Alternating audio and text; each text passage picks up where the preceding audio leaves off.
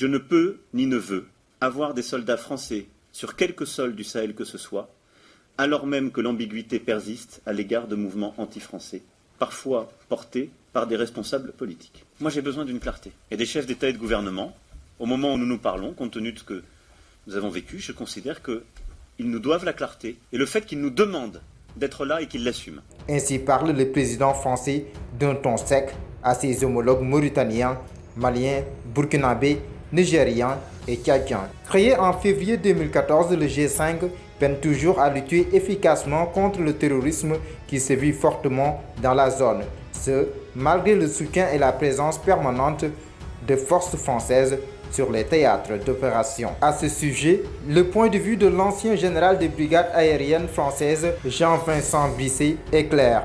4500 militaires français et quelques milliers de soldats internationaux pour sécuriser 3 millions de kilomètres carrés, c'est mission impossible. Loin de ces considérations scientifiques et techniques, certaines personnalités africaines en tirent les conséquences et exigent sans équivoque le départ de la France. Mais comment comprendre que la France dise qu'elle veut combattre Al-Qaïda au Mali et c'est elle-même qui compose avec Al-Qaïda pour réduire Kadhafi? S'interrogeait déjà le leader politique malien, Dr Oumar Mariko, en 2012. Les suspicions et les accusations contre l'ancien colonisateur sont donc établies. Elles sont décochées par des leaders d'opinion adulés par les masses en Afrique.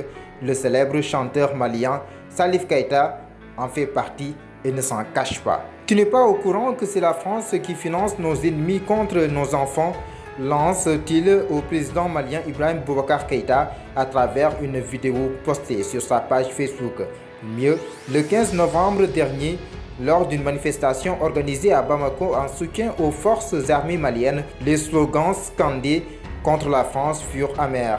Abat la France, Barkhane dégage, stop au génocide français au Mali. Pouvions-nous lire sur les pancartes.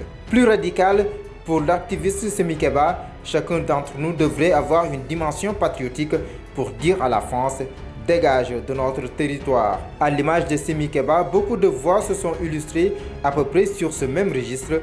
L'auteur du livre « La guerre de la France contre la Côte d'Ivoire », Mamadou Koulibaly, la chanteuse béninoise Angélique Kidjo, le chanteur ivoirien Tiken Jah Fakoly, Soumaïla du Burkina Faso, Guy Marius Sagna du Sénégal, entre autres.